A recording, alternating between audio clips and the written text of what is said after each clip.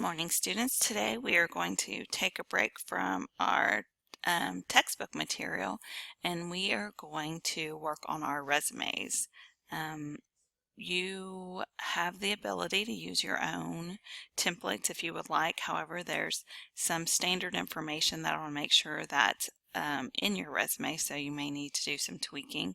For those who have not created a resume yet, I will walk you through all of the steps. So on Blackboard, I have provided a resume data sheet for you.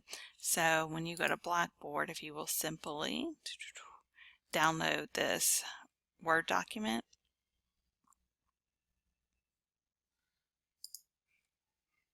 And this document is for you to gather all of your information together before you start creating your resume. So the basic information that you would see on any resume. So you're going to fill out your complete name, your home address, but it needs to be a permanent address. So if you know you're living in an apartment or you know you move around a lot, however your parents or your grandparents, your aunt or uncle lived in the same place for 20 years, we always want to use a permanent address. Obviously, when you're filling out like a document form, like a tax form later, once you're hired, yes, you're going to put your correct address. However, on our applications, we want a permanent address that they can locate you if needed. Same thing with phone number. If you change phone numbers a lot, use a home phone number or someone's phone number that's permanent that can always get into contact with you. As for your email address, we want a professional email address. So a professional email address should have your first and last name. For example, my professional is crystaltuis@gmail.com.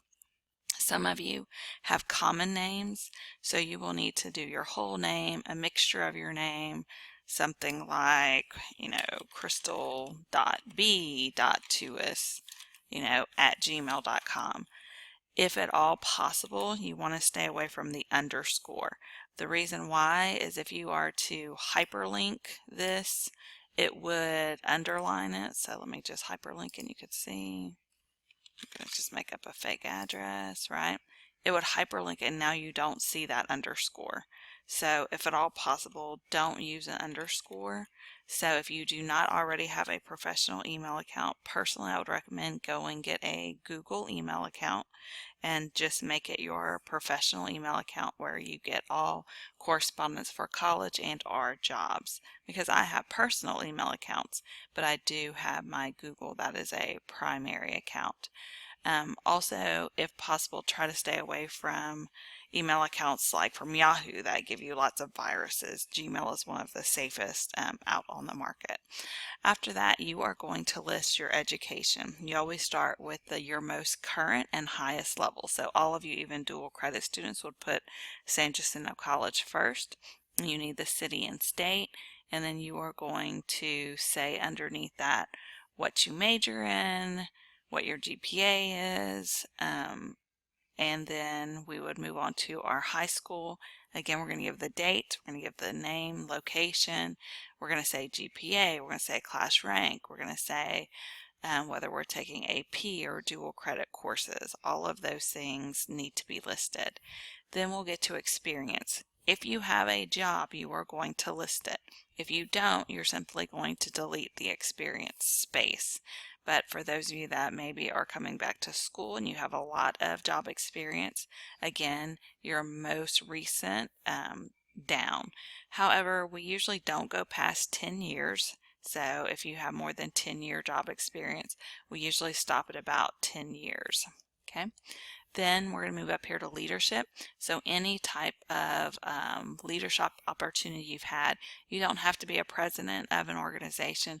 Maybe you coordinated a book drive. Maybe you ran the vacation Bible school at your church. Okay, any of those things that you took on a leadership role. Next, memberships and activities. This can be any clubs or groups that you have joined. And so you may just be a participant or you may have held a position, but as long as you were an active part of the membership or activity. Next, we're going to move on to recognition and awards. So those of you that are in high school, this does not go down past 9th grade.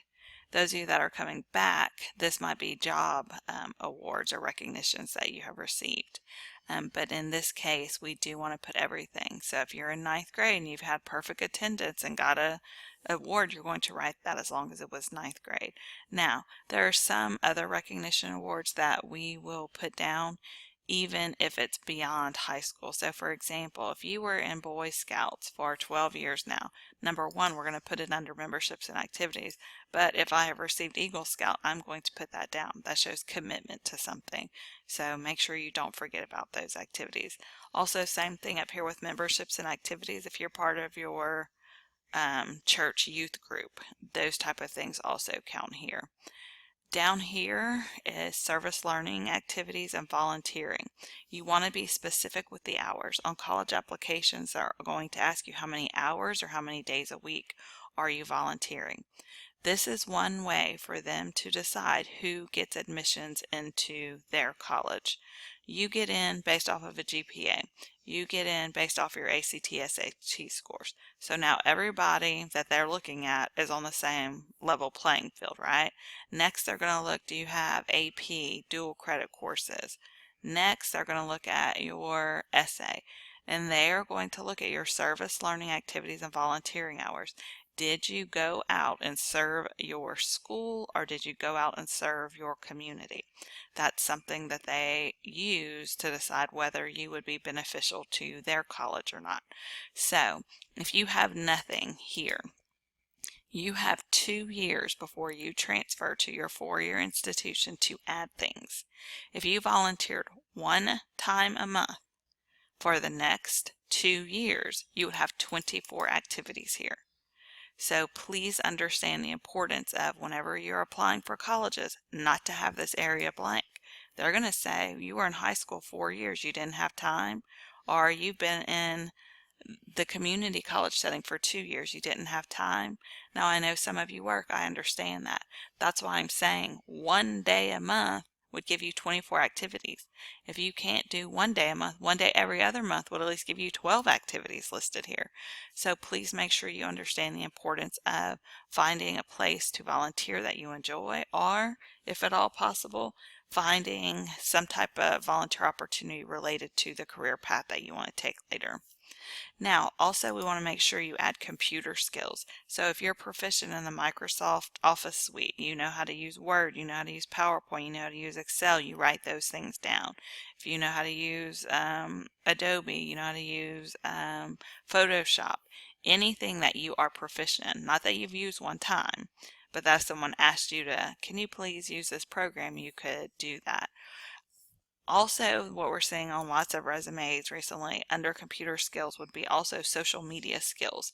You have people saying that they're proficient in Facebook, Instagram, Snapchat, those type of programs, because if you are hired by a company who wants someone to run their Facebook page, you already have that on your resume as a skill that they would be looking for. Next, language skills. So don't forget, if you are proficient in another language, please make sure that you list that. Some people will write proficient, some people will write fluent. So if you are fluent, please make sure that you write that down. However, let's not write it down if we've only had 2 years of high school Spanish. I've had 2 years of high school Spanish, and Español es muy poquito, right? So only do it if it's something you are proficient in or that you think that you are fluent in. So this is your document just to gather all of your information. So please gather all of that information. Then